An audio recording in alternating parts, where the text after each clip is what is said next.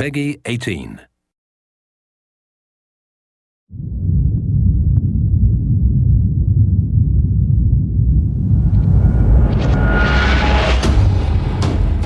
Hey everybody, Zachary Levi here. Over the last few months, we've brought you exclusive behind-the-scenes looks at the final hours of development of Tomb Raider. You've seen Camilla recording her last few lines, Rihanna musing her last few words, and Jason completing the last few notes of the score. As those key pieces lock into place, it's time to reveal one of the last portions of the game, and a team that's been shrouded in secrecy for 2 years. We're here in the beautiful and freezing Montreal, Canada, to bring you the final hours of Tomb Raider, multiplayer edition. These are the final hours of Tomb Raider. Welcome to yet another world-class studio in the Square Enix portfolio, Eidos, Montreal, home of the multi-award winning game, Deus Ex.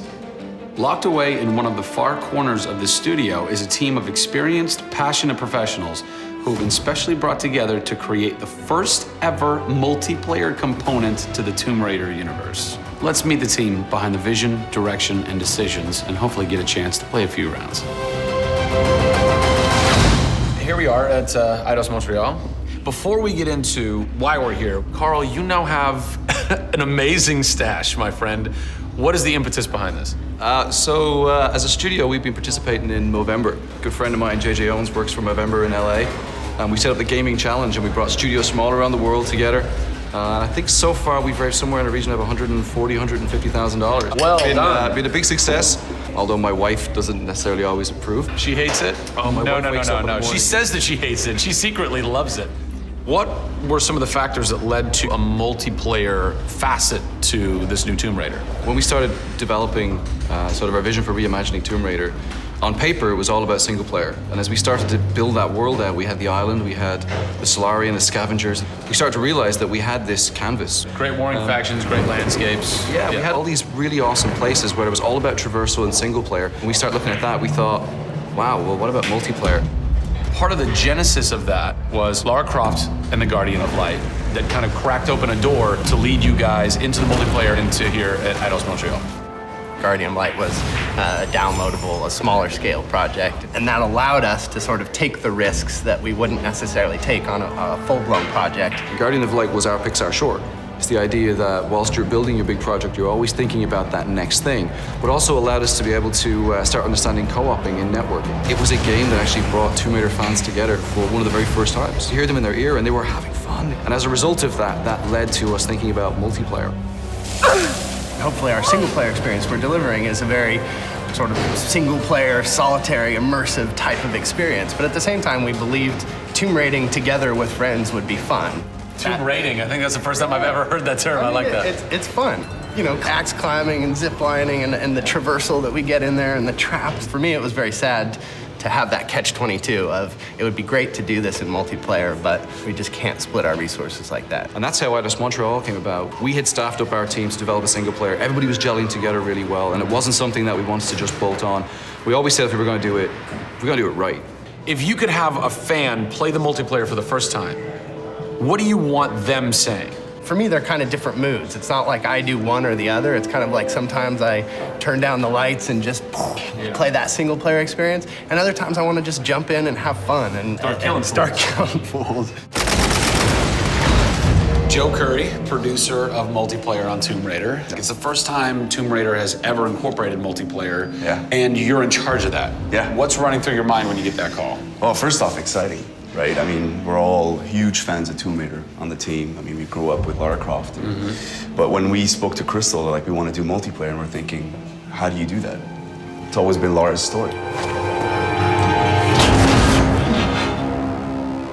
You've been in charge of creating the first ever Lara Croft Tomb Raider. No pressure. Multiplayer. No pressure, Zach. Thank you. What are some of the main pillars that you brought over from the single player to the multiplayer to make those two worlds cohesive? The element that really stuck out was survival. Group surviving together. Right. But then traversal, the ability to go up and down and kind of everywhere in a level. The weapons, you know, the characters. What did you guys have to tweak in order to create an engaging multiplayer experience that wouldn't necessarily work with the pieces that were in play with the single player experience?